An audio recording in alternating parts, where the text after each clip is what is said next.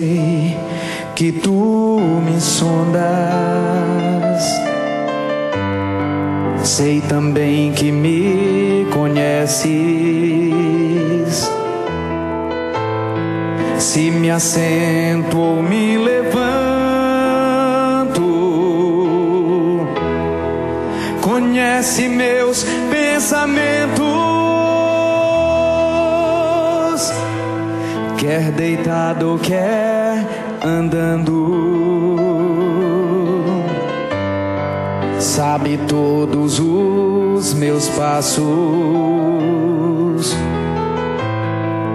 Antes que haja em mim palavras, sei que em tudo me conhece.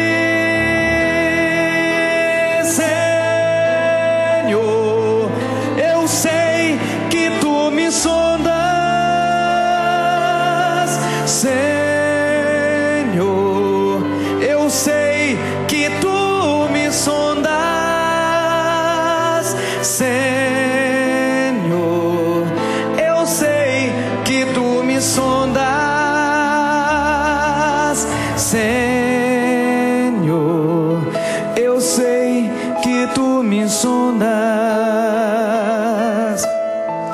Olá, uma ótima tarde para você que está aí já curtindo, né? Muita gente já curtindo o feriado de Semana Santa, um feriado, muitas pessoas estão felizes demais, que podem descansar, dar um tempo dessa rotina, mas é também um momento de reflexão. Estamos aí na Semana Santa, hoje para a Igreja Católica, né, a quinta-feira do Lava Pés, e a gente vai conversar sobre a Semana Santa, e é um programa ecumênico, porque a gente tem espírita na mesa, tem evangélico na mesa, tem padre na mesa, e é uma honra recebê-los aqui hoje no programa. O pastor Jorge Linhares, tudo bem? Tudo bem, querida, tudo bom para você e para todos que estão nos assistindo. O padre Ismael Rocha Vieira, da paróquia São João Batista de Santa Luzia. Tudo bem, padre? Tudo bem, alegria do convite e da presença aqui com vocês para juntos fazermos esse caminho nesse programa. O doutor Ricardo, conhecido de vocês telespectadores. Obrigado, doutor Ricardo, é espírita, né, doutor Ricardo? Sim, eu agradeço mais uma vez o convite. Uma boa tarde a todos os meus membros aqui da mesa. E sim, Érica, eu sou um espírita de carteirinha. E o cidadão Éder, tudo bem, cidadão? Boa tarde, Érica, boa tarde, pessoal da mesa, boa tarde, meus queridos telespectadores. Já ficou emocionado com a música? Fiquei. Essa música sempre me emociona e vai sempre ser assim.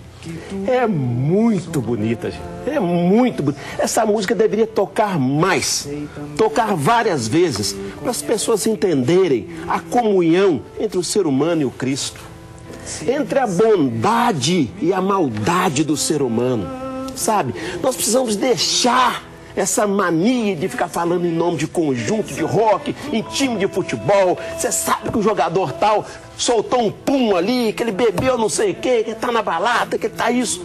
Mas você não fala de Jesus Cristo. Aqui a gente vai falar. Como é que pode? Vamos falar e vamos falar muito. Isso é muito bom. Pastor Jorge, o senhor ficou encantado com as palavras do cidadão aí? Lógico, porque Páscoa tem tudo a ver com Jesus. Sim. Porque o futebol, você viu, já teve o campeão e agora já passou, a mesma torcida que aplaude. Nem lembro mais. É a mesma que vaia. É aquela mesma torcida que queria coroar Jesus rei e ele nunca aceitou. Porque ele sabia que era uma questão só momentânea. Foi a mesma torcida que gritou, crucificam. Então é muito legal o que o cidadão Éder falou, porque falar de Jesus é falar daquilo que está dentro de nós. A boca fala do que o coração está cheio. Né? Vamos falar sobre o significado da Semana Santa para a Igreja Católica. Padre Ismael, a gente tem na Igreja Católica, começa no Domingo de Ramos, tem as procissões, né? Muitas cidades históricas têm as procissões. Você pode explicar para a gente o que é a Semana Santa para a Igreja Católica? Então, a Semana Santa, nós dizemos que é a Semana Maior, porque ela concentra tudo aquilo que é o fundamento da nossa fé católica, que é o mistério pascal de Cristo, ou seja, a sua paixão, a sua morte e a sua ressurreição. Então, todo o ano litúrgico da igreja, toda a vida da igreja gira em torno dessa semana. Por isso que é uma semana que a gente, como católicos, nós paramos e vivenciamos com mais intensidade. Começa no domingo de Ramos, temos a segunda-feira santa, a terça-feira santa, a quarta-feira santa, hoje a quinta-feira santa, um dia especial que inicia o tríduo pascal, que vai na quinta-feira santa, sexta-feira santa e o domingo de Páscoa. A quinta é tão bonita que mostra a humildade, né? Justamente, e a quinta-feira santa é que é a base, sobretudo, de início desse tríduo pascal, porque é onde nós temos dois grandes momentos. Pela manhã, a chamada Missa da Unidade, onde o bispo, junto com os padres, os diáconos e todo o povo, renova os seus compromissos de serviço à igreja. Sim. E à noite nós temos a instituição da Eucaristia e a instituição também do Lava Pés. Essa missa aí que o senhor está falando, exatamente, é só essa do ano missa passado. Do ano passado, que vai acontecer então hoje, já aconteceu hoje pela manhã, e vai então renovando nós juntos ali com o nosso bispo e o nosso povo, fazendo esse compromisso de estar juntos. E à noite, nas diversas comunidades, temos as celebrações do Lava Pés e também da instituição do mas leva o cristão, né, ele que segue a pensar o que? Ou deveriam fazer o que no coração das pessoas? Justamente a Quinta-feira Santa, ela tem que tocar o coração do cristão católico no sentido do serviço. Porque é o dia disso, de que a gente está no mundo para ajudar o outro, que a gente precisa fazer como Jesus fez com os seus apóstolos. O maior gesto de humildade foi de reclinar-se diante do menor, ele sendo maior. E esse é o exemplo para nós também, como cristãos, da gente manter sempre esse caminho, de que a gente também é servo uns dos outros, né? Doutor Ricardo, e na visão espírita? Érica, nós não temos essa comemoração que a Igreja Católica traz, não. Nós espíritas, nós comemoramos e acompanhamos todos os passos de tudo que se diz na Semana Santa, que é o carinho, que é o amor, que é o sofrimento, que é a volta de um Cristo, que é a volta de um Deus. Nós não temos especificamente nenhum tipo de comemoração, mas nós aderimos a todas essas comemorações porque nós entendemos que é uma festa de quem é do povo de Deus. E todos nós somos do povo de Deus. Então, nós seguimos com muito carinho, com muita devoção, com muito fervor, todos esses passos, que no frigir dos ovos nada mais é do que o homem sofrendo para nos salvar. Pastor Jorge Linhares, e para os evangélicos, para os cristãos? A Páscoa é uma festa que a Bíblia fala sobre ela desde o Êxodo. A palavra Páscoa significa passagem e tem o significado da vida de escravidão, e o povo de Deus saindo da escravidão e indo para a terra prometida. Então a palavra Páscoa significa passagem ou libertação. Então para nós tem muito significado, porque ela mostra que era uma festa da família, era uma festa solene e deve continuar sendo solene, tanto que Deus dá uma advertência dizendo que era para todas as gerações. Não era para, por exemplo, aproveitar um feriado para ir para a praia. Não é para também somente pensar em coelhinhos e ovos de Páscoa e chocolate. A Páscoa significa libertação. E ela foi comemorada, depois eu vou mostrar o texto na Bíblia que fala sobre isso, e até o significado de cada elemento da ceia, da Páscoa. E até hoje é muito levado a sério lá em Israel. É desse jeito que todo judeu comemora. E Jesus Cristo veio e trouxe para nós a simplificação e a concretização em dois elementos da ceia, que é a ceia do Senhor. Então a Páscoa para nós ela é um momento de conserto. Ela é um momento de marcar as portas da nossa casa com o sangue de Jesus. Porque diante de Deus vai valer o sangue de Jesus. Não é o sangue do Jorge, nem do padre, nem o dele. O que vai valer é o sangue do Cordeiro. E Deus tinha falado, na porta de todas as casas que porventura o anjo passar, se tiver o sangue do Cordeiro, o anjo da morte vai passar direto. E hoje é o que representa isso, né? A Páscoa, é o momento das famílias se reunirem. No meio de tanta violência, como ele disse, no meio de tantas desgraças, ainda é muito maior o número de famílias que têm paz. Ainda bem. Né? Graças a Deus. Sempre o bem prevalece, ainda prevalece o bem. E a gente cultivar isso, né? Ô, pastor, eu brinco muito e falo sempre isso, eu já falei várias vezes aqui no programa, que o mal não vai vencer o bem nunca, nunca. O dia que o mal vencer o bem, nós podemos fechar as portas, não é isso? Decretarmos falência e irmos embora. Aliás, nem porta teremos para fechar. E se o mal prevalecer sobre o bem, não restará pedra sobre pedra. Agora, o que eu acho muito interessante é a Páscoa depois do Cristo. Quando se fala apenas na passagem, né? E o ato era solene, tanto é que no momento da Páscoa, infelizmente, o Cristo perdeu a eleição para o criminoso, para o Barrabás, né? A multidão gritou que liberte Barrabás e não o Cristo.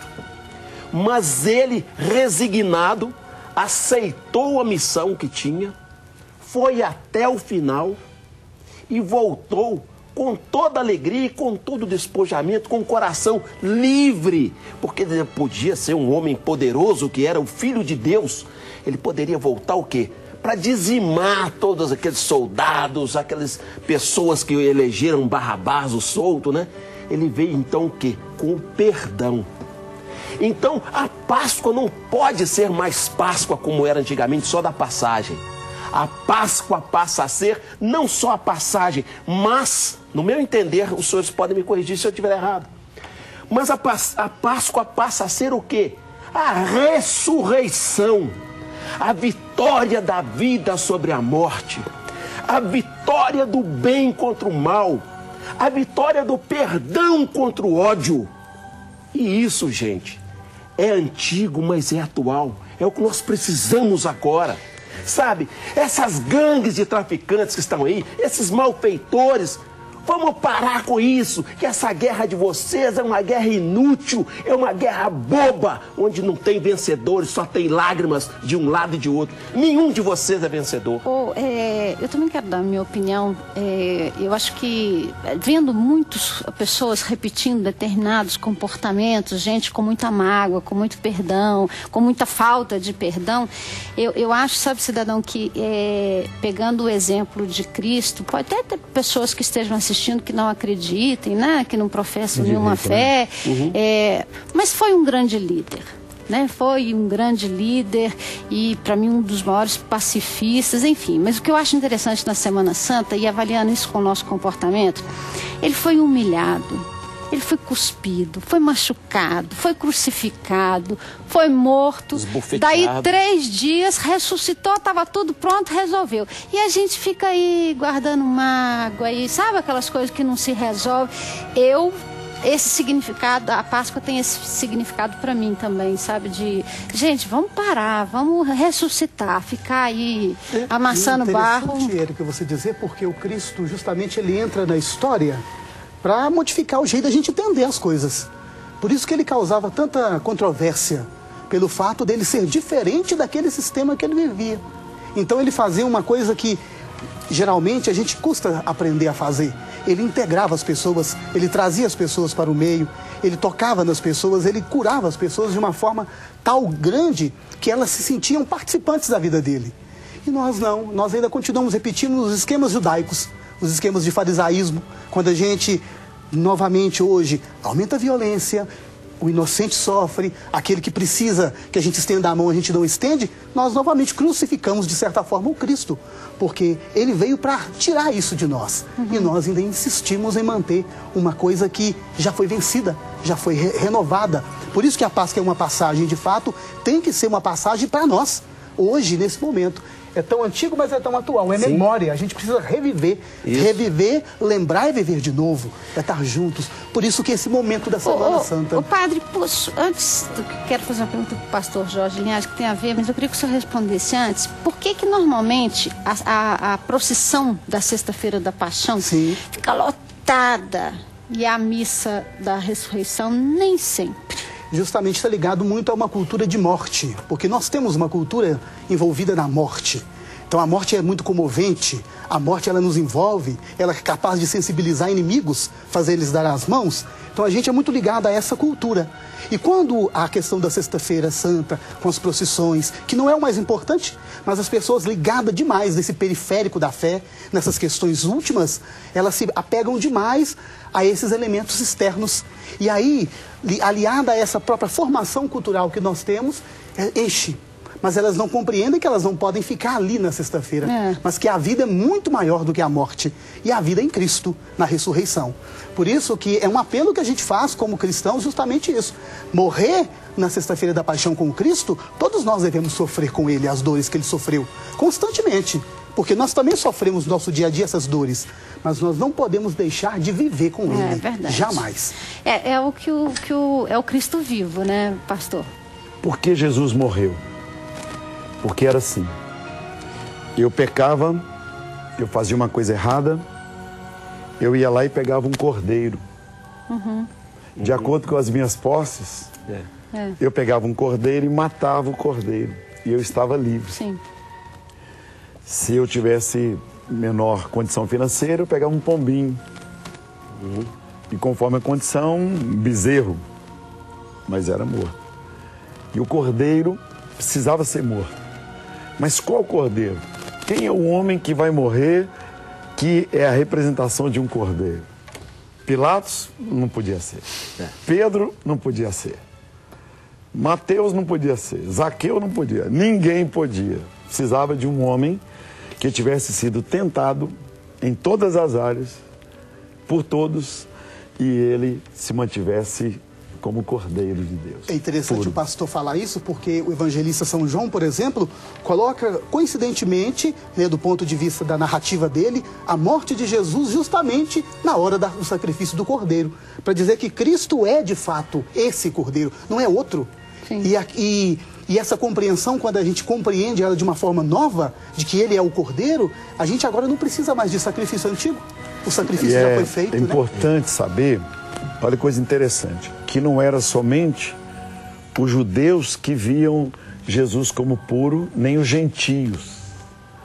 Os romanos também crucificaram Jesus, porque alguém tinha que ser sacrificado na Páscoa, que era o sangue. Então Pilatos falou, eu não vejo crime.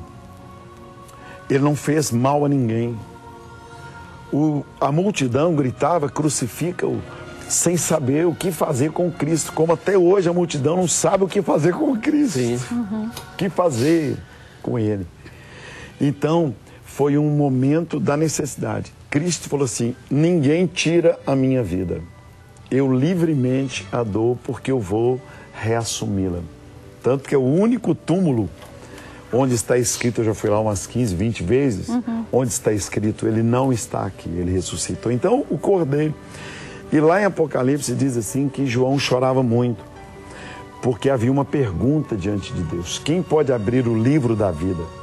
E ninguém podia abrir, porque ninguém tinha sido digno. Todos pecaram, eu, você, minha mãe, sua mãe, todos os padres, pastores, papas, todos nós não tivemos condições e todos estavam ali, gente de todas as raças, línguas, tribos e nações.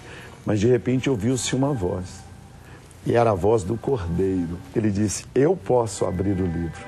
E aí ele disse, eu estive morto e eu estou vivo pelos séculos dos séculos. E isso é o Cordeiro, isso é a Páscoa. Sim. Então eu acredito que esse momento é um momento muito especial, como já foi dito por todos aqui, de forma tão brilhante.